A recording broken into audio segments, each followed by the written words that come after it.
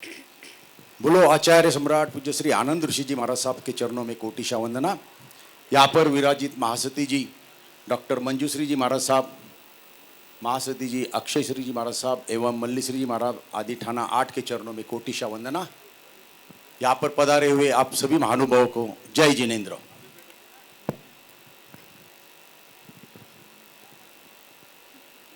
आज का ये कार्यक्रम जयती जैनम साधना तीर्थ के साध्वी निवास का जो उद्घाटन का कार्यक्रम है, इस कार्यक्रम में आप सब पधारे, इसके लिए आपका सबका बहुत बहुत धन्यवाद।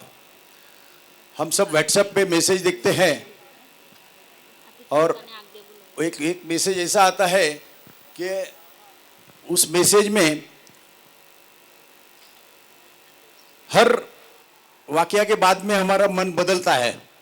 हम सोचते हैं भाई एक बहुत प्यास लगी किसी को तो उसको कोई पानी दे रहा है तो बहुत खुश होता है, बोले कितना अच्छा आदमी है। पर बहुत देर हो गया, आधा घंटा हो गया, वो पानी लेके नहीं आता है और जब समझता है कि वो नींबू शरबत बना रहा है, पानी नहीं लेके आता है तो हमारे मन में अलग भाव आते हैं। फिर सोचते हैं कि वो नींबू शरबत बना रहा था तो अलग भाव होते हैं। वैसे ही जब हमारे साधु महाराज साध्वी महाराज इनके बारे में हम ये जो संस्थाएं बनाते हैं तो अलग अलग विचार अलग अलग लोगों के मन में आते हैं। पर जब मैं देखता हूँ साधु महाराज को विचरण करते हुए, वो घूमते हुए, जब उनके आहार विहार की सुविधा जो देखते हैं, यहाँ पर विराजित महासती जी मंजूश्री जी महाराज साहब है, उनके स्वास्थ्य के बारे में देखते हैं, उनके जैसे वृद्ध महाराज साहब देखते हैं तो लगता है कि ऐसे धर्मधरान होना चाहिए, क्योंकि इन्हीं की वजह से महाराज साहब की प्रेरणा से ऐसी संस्थाएं बनती है जो आगे युगानुयुगे चलती है। मैं जहां भी विचरण करता देखता हूं, जाता हूं, महाराज साहब को बड़ी बड़ी हवेलियां, बड़े बड़े स्थानक देखता हूं तो सोचता हूं कि उस टाइम के लोगों ने जो किया है कि जब भी हम जगह लेते हैं तो बहुत महंगी लगती है, तो जब भी जिन्होंने बनाया है, जैसे बेंगलोर में जाओ आप या चेन्नई जाओ, बड़े बड़े स्थानक देखते हैं तो किसी ने वो त्याग किया हुआ है, इसलिए ये संस्था खड़ी रही है। तो ऐसी संस्थाएं महाराज साहब के लिए हर शहर में होनी चाहिए और इसी प्रेरणा से, इसी भाव से, इस संस्था से मैं जब देखा, हमारे आकोडी में महाराज साहब आए थे और महाराज साहब का स्वास्थ्य और वो देखा था, तब से मैं इस संस्था से जुड़ा हूं और ऐसी संस्थाएं हर शहर में होनी चाहिए, ये मेरे भाव है। आज यहाँ पर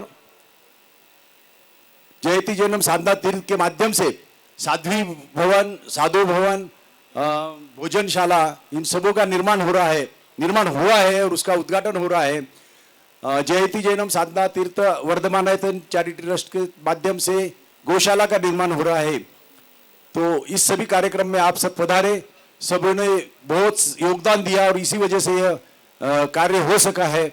मैं ऐसी भावना पाता हूँ कि ऐसे कार्य होते रहे। यहाँ पर महाराज साहब के माध्यम से लाइब्रेरी का भी निर्माण हो रहा है और उस लाइब्रेरी के माध्यम से बहुत से भाविक जो जैनाचार्य का अभ्यास करना चाहते हैं उसका भी यहाँ पर बहुत बड़ी सुविधा चली है। अभी तक पिछले 5 साल में यहाँ पर 500 से ज़्यादा साधु साध्वी जी का विचरण हो चुका है। सासवड़ से लेके कातरज तक जो आना जाने का रोड है, इसके ऊपर यही स्थान है जहाँ पर रुक सकते हैं। तो मंदिर मार्गी महाराज भी बहुत यहाँ पर लाभ लेते हैं। वैसे ही ये जो हमने धर्मस्थान बनाया है, इस धर्म स्थान में आगे चल के चारों पंथों के महाराज साहब की निवास की व्यवस्था, जो विचरण नहीं कर सकते हैं, ऐसे सभी की व्यवस्था यहाँ पर होने वाली है। तो आप सभी को विनंती है कि आप भी इसकी धर्म दलाली करें और लाइब्रेरी की, शिक्षण व्यवस्था की, महाराज साहब की ठहरने की व्यवस्था करें, ऐसी में भावना बातें हों। फिर एक बार महाराज साहब के चरणों में कोटिशा वंदना अर्पण करके मैं मेरा शब्द विराम देता हूँ। जय आनंद, जय महावीर। हर्ष हर्ष